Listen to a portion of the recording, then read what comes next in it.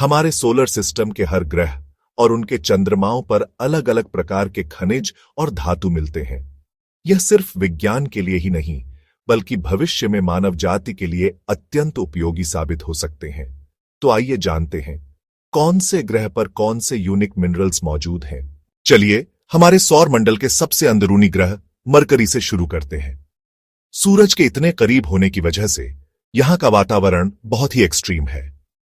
दिन में तापमान 430 डिग्री सेल्सियस तक पहुंच जाता है, जबकि रात में यह -80 डिग्री तक गिर जाता है। इन हालातों के बावजूद मरकरी की सतह खनिजों का एक अनोखा खजाना है। नासा के मैसेंजर स्पेसक्राफ्ट ने हमें बताया है कि यहां मैग्नीशियम से भरपूर सिलिकेट्स मिलते हैं, जो चट्टानी ग्रहों के बेसिक बिल्डिंग ब्लॉक्स होते हैं। सबसे दिलचस्प खोजों में से एक है ग्रेफाइट की परतें। वैज्ञानिक मानते हैं कि यह शायद मरकरी के प्राचीन कार्बन रिच क्रस्ट का अवशेष हो सकता है। सूरज की लगातार बौछार और तीव्र गर्मी, जिसे हम स्पेस वेदरिंग कहते हैं, यहां की चट्टानों पर असर डालती है। इसी वजह से यहां कैल्शियम सल्फाइड जैसे कुछ अनूठे सल्फाइड मिनरल्स बनते हैं, जो सौर मंडल में कहीं और आसानी से नहीं मिलते। अब बात करते हैं वीनस की, जिसे अक्सर पृथ्वी का जुड़वां कहा जाता है। लेकिन यहां के हालात किसी नर्क से कम नहीं। इसकी सतह पर वायुमंडलीय दबाव पृथ्वी से 90 गुना ज्यादा है और तापमान इतना कि सीसा भी पिघल जाए। पूरा ग्रह सल्फ्यूरिक एसिड के घने बादलों से ढका है। इन चरम स्थितियों के बीच वीनस पर बेसाल्टिक चट्टानें पाई जाती हैं, जो इस बात का सबूत हैं कि यहां बड़े पैमाने पर ज्वालामुखी सक्रिय रहे हैं। लेकिन वीनस की सबसे हैरान करने वाली बात है यहां की धातु की बर्फ। ऊंचे पहाड़ों की चोटियों पर जहां तापमान थोड़ा कम होता है, कुछ धातुएं जैसे लेड सल्फाइड और बिस्मथ सल्फाइड गैस से सीधे ठोस में बदल जाती है और बर्फ की तरह जम जाती है। वीनस के एसिडिक और गर्म वातावरण की वजह से यहां माइनिंग करना लगभग असंभव है। सोवियत संघ के वेनेरा प्रोब्स भी यहां कुछ ही मिनटों तक टिक पाए थे। और अब हमारा अपना घर पृथ्वी सिर्फ इसलिए खास नहीं है कि यहां जीवन है, बल्कि इसलिए भी कि यहां खनिजों की सबसे ज्यादा विविधता पाई जाती है। इसका सबसे बड़ा कारण है लिक्विड वाटर और प्लेट टेक्टोनिक्स। अरबों सालों से पानी ने चट्टानों को तोड़ा है, खनिजों को एक जगह से दूसरी जगह पहुंचाया है और उन्हें डिपॉजिट्स के रूप में जमा किया है। वहीं प्लेट टेक्टोनिक्स की प्रक्रिया, जिसमें पृथ्वी की सतह की विशाल प्लेटें लगातार हिलती रहती हैं, नए पहाड़ों और ज्वालामुखियों का निर्माण करती है। यह प्रक्रिया गहराई से खनिजों को सतह पर लाती है और नए मिनरल्स बनाती है। यहां तक कि जीवन ने भी खनिजों के निर्माण में भूमिका निभाई है, जिसे बायोमिनरलाइजेशन कहते हैं। पृथ्वी पर हमें लोहा और एल्यूमिनियम जैसी औद्योगिक धातुएं मिलती हैं, जो हमारी सभ्यता की रीढ़ है। सोना और प्लैटिनम जैसी कीमती धातुएं और यूरेनियम जैसा न्यूक्लियर फ्यूल भी यही मिलता है। आज की डिजिटल दुनिया रेयर अर्थ एलिमेंट्स पर चलती है, जो हमारे स्मार्टफोन से लेकर इलेक्ट्रिक गाड़ियों तक हर चीज में इस्तेमाल होते हैं। आखिर में चलते हैं मंगल ग्रह पर, जिसे लाल ग्रह के नाम से जाना जाता है। इसका यह लाल रंग इसकी सतह पर फैली आयरन ऑक्साइड यानी जंग की धूल की वजह से है। लेकिन यह जंग सिर्फ सतह पर है, जिसके नीचे खनिजों का विशाल भंडार छिपा हो सकता है। मंगल पर हमारे रोवर्स जैसे कि परसिवियरेंस ने कई महत्वपूर्ण खोजें की हैं।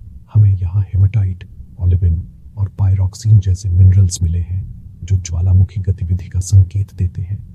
लेकिन सबसे रोमांचक खोज है हाइड्रेटेड मिनरल्स जैसे कि क्ले और सल्फेट्स की। इन खनिजों के बनने के लिए पानी की मौजूदगी जरूरी है, जो इस बात का पक्का सबूत है कि अरबों साल पहले मंगल पर नदियां और झीलें बहती थीं। जहां पानी था, वहां खनिजों के डिपॉजिट्स बनने की भी पूरी संभावना है।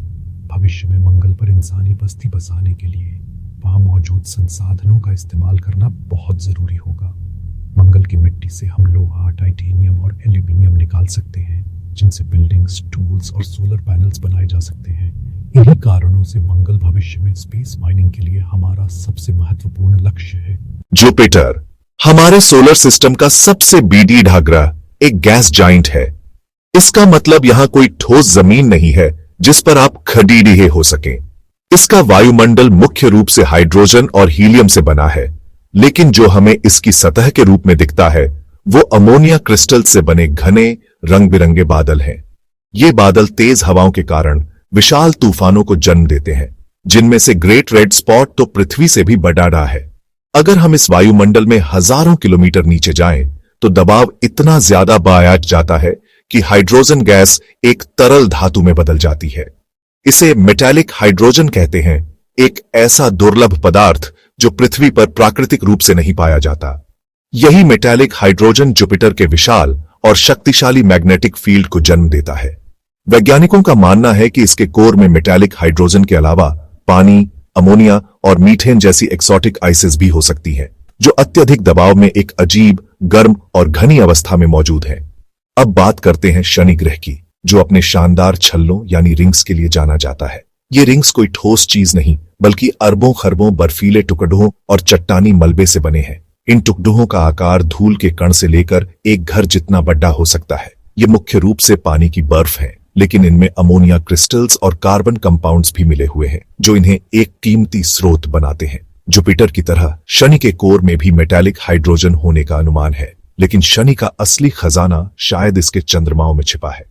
इसका सबसे बड़ा चांद टाइटन सौरमंडल की एकमात्र ऐसी जगह है जहां सतह पर तरल मीथेन और इथेन की नदियां और झीलें हैं।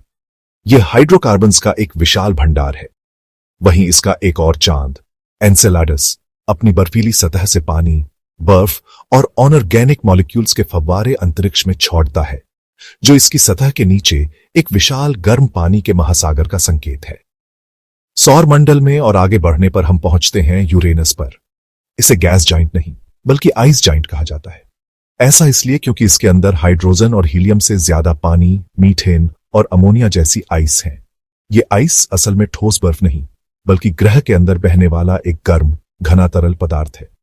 यूरेनस के वायुमंडल में मौजूद मीथेन गैस सूरज की लाल रोशनी को सोख लेती है और नीली रोशनी को परावर्तित करती है, जिससे इसे इसका अनोखा नीला हरा रंग मिलता है।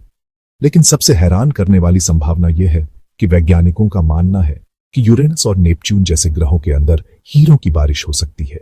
ग्रह के अंदरूनी हिस्से में अत्यधिक दबाव और तापमान के कारण मीथेन के कार्बन एटम टूटकर अलग हो जाते हैं और हीरे में बदल जाते हैं। ये हीरे फिर बारिश की तरह ग्रह के कोर की ओर गिरते हैं। यह कल्पना भविष्य में इन ग्रहों को खनिजों का एक अविश्वसनीय स्रोत बना सकती है। हमारे सौर मंडल के बर्फीले किनारे पर मौजूद नेपच्यून सिर्फ एक खूबसूरत नीला ग्रह नहीं, बल्कि भविष्य के संसाधनों का एक संभावित भंडार भी है।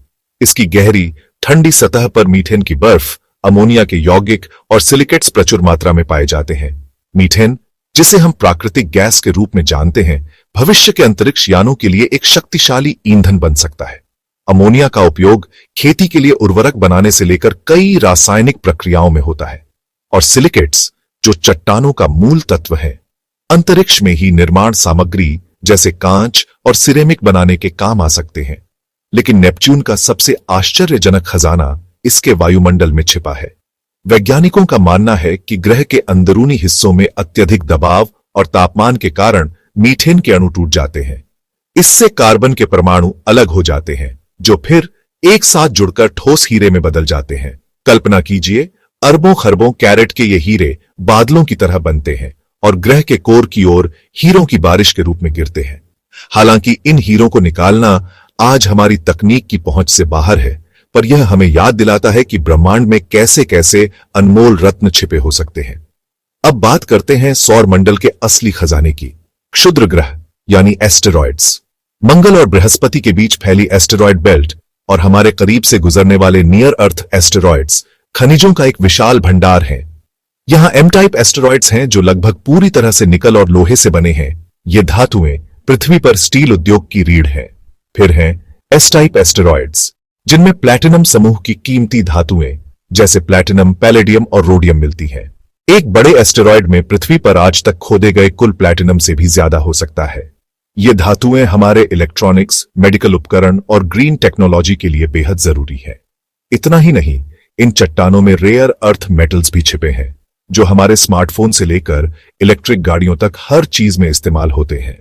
लेकिन शायद सबसे कीमती संसाधन है पानी, जो सी टाइप एस्टेरॉइड्स और धूमकेतुओं पर बर्फ के रूप में जमा है। इस पानी को तोड़कर सांस लेने के लिए ऑक्सीजन और रॉकेट के लिए हाइड्रोजन ईंधन बनाया जा सकता है। एस्टेरॉइड्स सौर मंडल में हमारे भविष्य के विस्तार के लिए गैस स्टेशन और नखलिस्तान दोनों बन सकते हैं। इसीलिए भविष्य की स्पेस माइनिंग के लिए एस्टेरॉइड्स को सबसे मूल्यवान संसाधन माना जा रहा है। जैसा कि हमने इस सफर में देखा, हमारे सौर मंडल का हर कोना अनूठे खजानों से भरा है। मंगल की लौह युक्त मिट्टी से लेकर टाइटन की मीठेन झीलों तक। यह ज्ञान सिर्फ हमारी वैज्ञानिक समझ को ही नहीं बढ़ाता, बल्कि मानवता के भविष्य के लिए एक नया और रोमांचक रास्ता भी खोलता है। पृथ्वी पर संसाधन सीमित है और उनकी बढ़ती मांग पर्यावरण पर दबाव डाल रही है। स्पेस माइनिंग हमें इन समस्याओं का एक स्थायी समाधान दे सकती है, जिससे हम भारी उद्योगों को पृथ्वी से दूर ले जा सके। यह हमें चंद्रमा और मंगल पर आत्मनिर्भर बस्तियां बनाने में मदद करेगी, जिससे इंसान एक बहुग्रहीय प्रजाति बन सकेगा। बेशक इस राह में तकनीकी, आर्थिक और कानूनी चुनौतियां बहुत बड़ी हैं, लेकिन इंसान ने हमेशा असंभव को संभव कर दिखाया है। यह यात्रा अभी शुरू हुई है। स्पेस माइनिंग की दुनिया हर दिन नई खोजों और तकनीकों से आगे बढ़ रही है। अगर आप इस रोमांचक भविष्य का हिस्सा बनना चाहते हैं और अंतरिक्ष के रहस्यों पर ऐसे ही ज्ञानवर्धक वीडियो देखना चाहते हैं, तो हमारे चैनल को सब्सक्राइब करना ना भूलें। इस वीडियो को लाइक करें और अपने उन दोस्तों के साथ शेयर करें जिन्हें ब्रह्मांड के रहस्यों में दिलचस्पी है। हमें कमेंट्स में जरूर बताएं कि आप अगला वीडियो किस विषय पर देखना चाहेंगे। आपके सुझाव हमें बेहतर कंटेंट बनाने में मदद करते हैं।